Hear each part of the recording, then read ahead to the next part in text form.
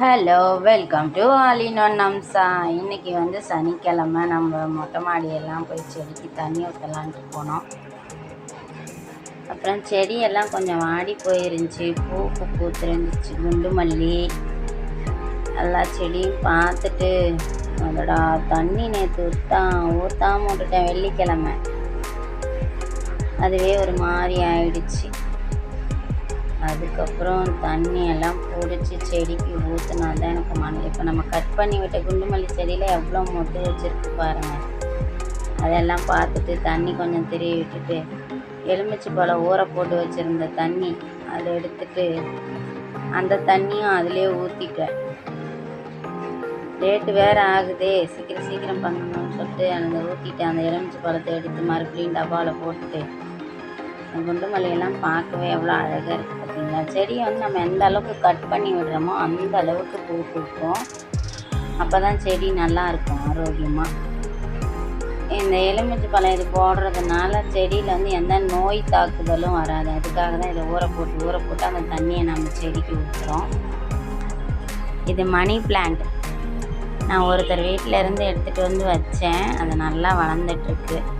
இந்த குண்டு மல்லி நானே பதியம் போட்டு நட்டு வச்சது தான். அதுவும் நல்லா வளர்ந்துட்டுருக்கு. இந்த ரோஜா செடி தான் நான் வாங்கிட்டு வந்து வச்சது. ஆனால் இன்னும் கொஞ்சம் கட் பண்ணி விட்டுருக்கேன். எல்லாம் பூக்கு. அப்புறம் கத்திரிக்காய் காய்ச்சிருக்கு. நான் 2-3 நாளாக பார்க்கவே இல்லை. எல்லாம் கொஞ்சம் பெருசாகிடுச்சு. இன்றைக்கி இதை பறிச்சுட்டு போய் சமைச்சிடலாம் அப்படின்ட்டு ஒரு ஐடியா. அப்புறம் எல்லா செடிக்கும் தண்ணி ஊற்றி முடிச்சிட்டாங்க. தண்ணி ஊற்றி முடிக்கவும் தான் அடடா இதுக்கு ஊற்றாம விட்டுட்டுனே அப்படின்ட்டு தான் இருக்கிற செடிக்கும் தண்ணியெல்லாம் ஊற்றிட்டு காலையில் எந்திரிச்சு போய் கொஞ்சம் நேரம் அந்த செடிங்க கிட்டெல்லாம் கொஞ்சம் நேரம் உக்காந்துருப்பேன். அது ரொம்ப நல்லாயிருக்கும் பார்க்க, பசுமையாக ஏதோ குட்டி பார்க்கில் இருக்கிற மாதிரி இருக்கும். அதுக்கப்புறம் குண்டு மல்லி பூ இருந்துச்சு, அதுக்கு கொஞ்சம் பொறிச்சிட்டேன். இதெல்லாம் இப்போ சின்ன செடி இப்போ தான் பூ வைக்க ஆரம்பிச்சிருக்கு. ஒரு 10 பூ கிடச்சிச்சு. அதையும் கொண்டாந்து வச்சுட்டு அதுக்கப்புறம் நம்ம கத்திரிக்காய் வந்து பறிச்சுக்கலாம் அப்படின்ட்டு எல்லா கத்திரிக்காயும் பார்த்துட்டு இருந்தேன். பூ தான் பறிக்கவே மனசு இல்லைன்னா கடைசியில் கத்திரிக்காயை பறிக்கவும் மனசே வர மாட்டேங்குது. என்ன பண்ணுறது, எல்லாத்துக்கும் ஒரு நாள் வாழ்க்கை தானே. பூவுக்கு ஒரு நாள் வாழ்க்கை, ஆனால் வாசம் பல நாள் வீசுது. கத்திரிக்காய் வந்து ரொம்ப நாள் கழித்து காய்ச்சிருக்கு. இது நாமளே வீட்லேயே இருந்த காயை அரிஞ்சு போட்டு முளைச்ச விதை. அதிலிருந்து தான் நம்ம கத்திரிக்காய் வந்து செடி முளைச்சி அதை 4 பாட்டில் வச்சுருக்கோம். இப்போ அதை பறிச்சிக்கலாம். ரொம்ப ஸ்ட்ராங்காக இருக்குது பாருங்கள் கத்திரிக்காய். எந்த கெமிக்கல் உரமும் போடாத ஆர்கானிக்காக நானே வெங்காயத்தோல், இந்த மாதிரி எலுமிச்சை பழ தண்ணி இதெல்லாம் வச்சு போட்டது. ஓரளவுக்கு நல்லா காய் வச்சுருக்கு. ஒரு 1/4 கிலோ வரும்னு நினைக்கிறேன். 4 கிலோ வரும். கத்திரிக்காய் வாங்க வேண்டான்ட்டு நாங்கள் சந்தைக்கு போயிட்டு வந்துட்டோம். அதுக்கப்புறம் நம்ம தோட்டத்தில் இருக்க காயை பறிச்சுக்கலாம் அப்படின்ட்டு. சின்னதாக இருந்தாலும் நம்ம தோட்டம் தானே, மாடி தோட்டம். அழகாக வளர்த்திட்டு இருக்கேன். ஆனால் என் செடியெல்லாம் இடம்லாம் விரிசல் விட்டுருக்கு. வேண்டாம், செடியெல்லாம் கீழே இறக்கிடலான்னு அம்மா சொல்லிகிட்டே இருப்பாங்க. இருந்தாலும் எனக்கு மனசு கேட்கல. எவ்வளோ கத்திரிக்காய் பாருங்கள் காய்ச்சிருச்சா. எல்லா கத்திரிக்காயும் பறித்து எடுத்துக்கிட்டேன். நான் பறித்து எடுத்துட்டு கீழே போக ஆரம்பிச்சிட்டேன். ஏன்னா இதுக்கு மேலே இருந்தால் லேட் ஆகிடும். சமைக்கணும் இல்லையா. வாங்க போகலாம். மை குட்டி ஹவுஸ். அப்புறம் பாருங்கள், அரிசி ஏற்கனவே ஊற வச்சுட்டு போயிட்டேன். இப்போ ஒலை வச்சுட்டு கத்திரிக்காயும் உருளைக்கிழங்கும் போடலாம் அப்படின்னு சொல்லிட்டு வெங்காயம், தக்காளி எல்லாம் தண்ணியில் போட்டுட்டேன். இதையும் தண்ணியில் போட்டு வச்சுக்கிட்டேன். எல்லாத்தையும் தண்ணியில் போட்டு அருவாமனையில் கட் பண்ணி வச்சுக்கிட்டேன். ஒலை கொதிச்சிட்ருக்கு. அரிசி போட்டுடலாம். அரிசி நல்லா கழுவி வாஷ் பண்ணிவிட்டு உலக்கி அரிசி போட்டுட்டேன். அதுக்கப்புறம் தேதி கிழிக்காமல் இருந்துச்சு. அதையும் தேதியை கிழிச்சிடலாம் அப்படின்ட்டு.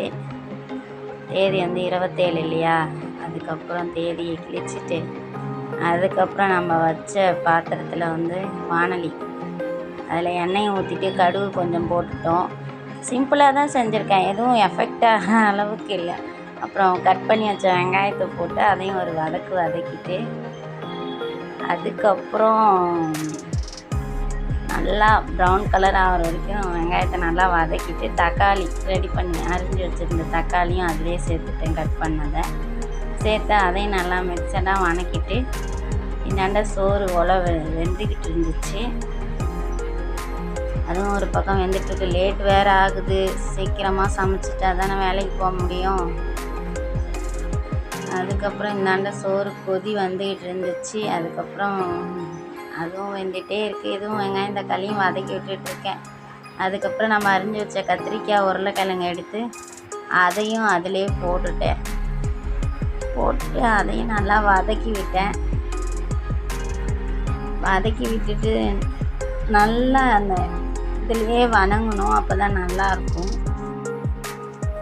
அதுக்கப்புறம் நல்லா வணங்கினதுக்கப்புறம் மஞ்சத்தூள் ஒரு ஸ்பூன், சின்ன ஸ்பூன் இல்லையா அதனால். அதுக்கப்புறம் ரைஸ் சோறு வெந்துருச்சான்னு பார்க்கலான்ட்டு அதை வச்சு வெந்துருச்சான்னு பார்க்கலான்ட்டு பார்த்தோம், அது இன்னும் வேகலை. அதுக்கப்புறம் இதையும் நல்லா கிண்டி விட்டுட்டு அதுக்கப்புறம் நல்லா அதிலே வணங்கிடுச்சு.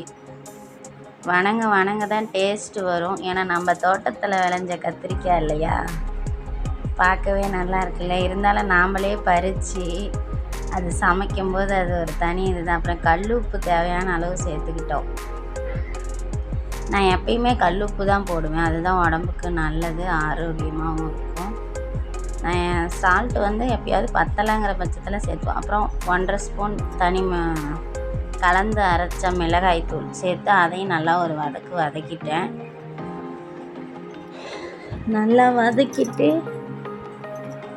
அதுக்கப்புறம் தேவையான அளவு தண்ணி, ஒரு சொம்பு, சின்ன சொம்பால் ஒரு சொம்பு தண்ணி ஊற்றிட்டேன். அது நல்லா வெந்துட்டுருக்கட்டும். அதுக்காட்டி நம்ம சாப்பாடு வெந்துருச்சான்னு பார்த்துக்கலாம். அது எங்கே லோ ஃப்ளேமில் வைக்கும், வெந்துக்கிட்டே இருக்குன்னா அது வேகட்டும். அதுக்கப்புறம் இது நல்லா கொதிச்சிட்ருக்கு. அப்புறமா சோறும் வெந்துடுச்சு, அதையும் நான் வடிக்க போகிறேன். நாங்கள் எப்பயுமே குக்கரில் சாதம் வச்சதில் வடித்து தான் போடுவோம். அதுக்கப்புறம் நான் ஒரு சீக்ரெட் பொடி இருக்குது, அதை வந்து இதில் சேர்த்து நல்லா கிளறி விட்டுருக்கேன். அதுக்கப்புறம் அந்த பொடியோடு சேர்த்து இந்த சாப்பாடையும் வச்சு சாப்பிட்டா செம்மையாக இருக்கும். நாங்கள் சோறு வடிச்சிட்டு கத்திரிக்காயும் ரெடி பண்ணிவிட்டு என்னோடய கப்புக்கு பேக் பண்ண ஆரம்பிச்சிட்டேன். கப்புக்கு போட்டு வச்சுட்டு அப்புறம் என்னோடய பையில் எல்லாத்தையும் எடுத்து வச்சுட்டேன். சாப்பாடு எடுத்து வச்சுட்டு குழம்பையும் அதே மாதிரி என் கப்பில் ஊற்றி வச்சுக்கிட்டேன். இதே மாதிரி என் தோட்டத்தில் விளைஞ்ச காயை வச்சு நானே சமைச்சு சாப்பிட்டது எனக்கு ரொம்ப சந்தோஷமாக இருந்துச்சு. நீங்களும் மறக்காமல் ஒரு செடியாவது நட்டு வளர்த்து அது மூலிமா சாப்பிட்டு பாருங்கள், உங்களுக்கும் ரொம்ப பிடிக்கும். நம்ம அடுத்த வீடியோவில் எல்லாம் சுத்தம் பண்ணி நீட்டாக வச்சுட்டு நம்ம வேலைக்கு கிளம்பிட்டோம். பாய்.